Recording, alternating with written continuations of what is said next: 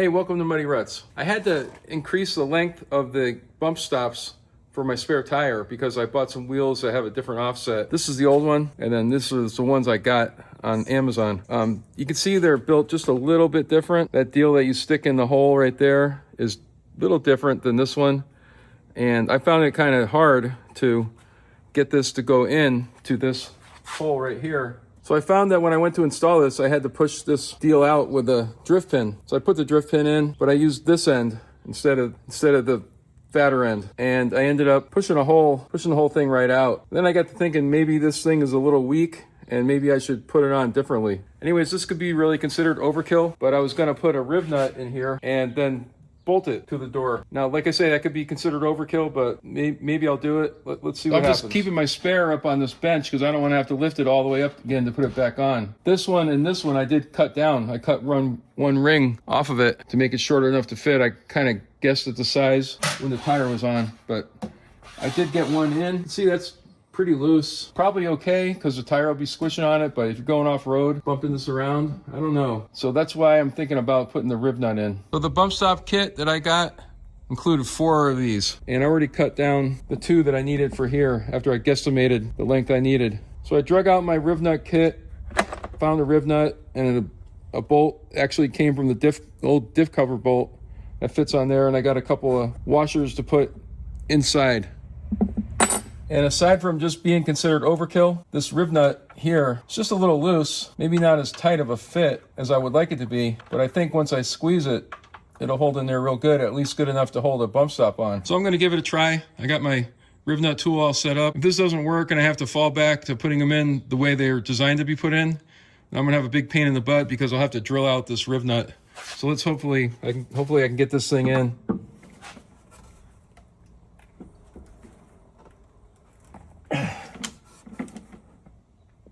That Rivnut looks like it's in there pretty solid. I'll make sure my bolt goes in. Feels good. See if we can install this bump stop. So I got the bump stop that I cut down to the length I want with the end missing from it that would usually normally fit in that hole. I'm just gonna put this fender washer down in here.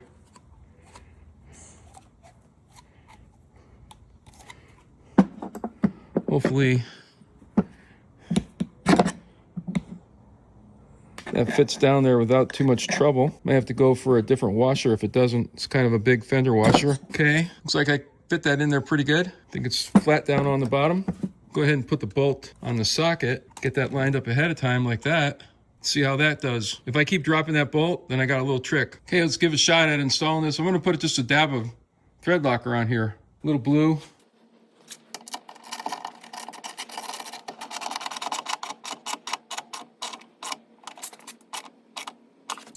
I think that's pretty good. So now I just have to do the other side.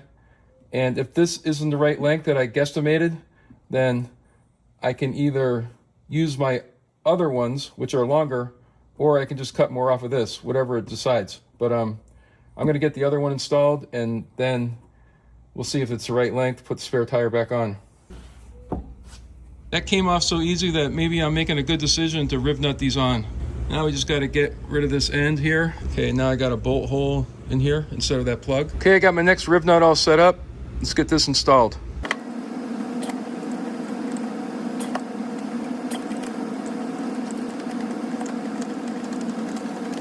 Get this other washer shoved down in here. Just a random washer I had over there in the pile of nuts and bolts and washers, and it happened to be just the right size to go in there. I would hate to have to try to get this washer out.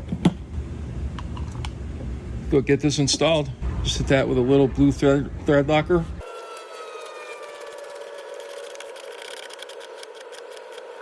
Let's get this tire back up in place.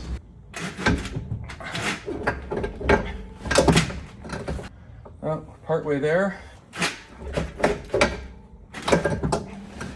Try bolting this tire up. It looks like it's putting too much stress on the door, pushing the metal in, and we won't do it this way. We'll cut some off.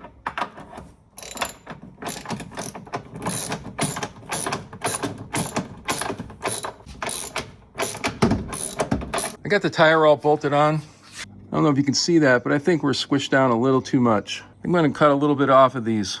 I'm looking at that little bump stop and it's all squished. I think I need to cut one more ring off of those to make them fit perfect. The way that's squished down, I'm worried maybe it'll kind of cave the door in, or it'll just won't have any bounce to it, or a little bit of movement that allows everything to not break.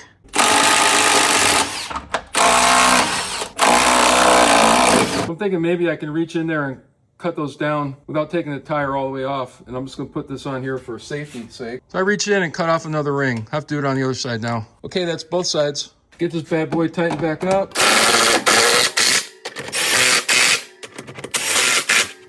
Well, I think we achieved the perfect fit. Let's take a look at this. I'm making contact with the tire, and I'm not stressing anything out. I'm not squishing the bump stop too much. With these lines here, that gives it some flex. So now you go over bumps and stuff, the tire wants to move around, it's gonna flex, but it's not gonna go crazy. That's a theory, at least. Yeah, I think that looks all right.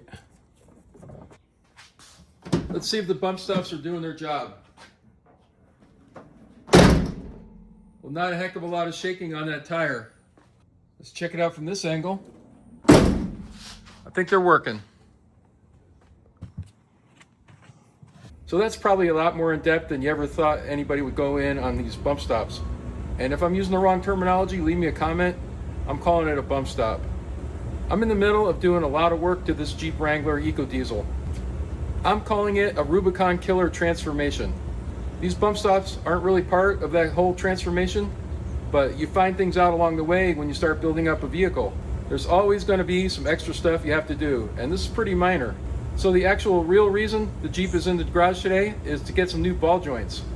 And then in a couple weeks, it's going to go over and it's going to get lockers, axles, re-gear, the whole 9 yards. So I want to do those ball joints before I jump into all that other stuff. So hit that thumbs up, subscribe to the channel, and follow along while I turn this Willys EcoDiesel into a Rubicon killer. So now that you watch this video, follow a link to the playlist that's coming up and check those videos out too. I'm Ruttzz. Thanks for watching. I'll see you on the next one. And don't forget, the best is yet to come.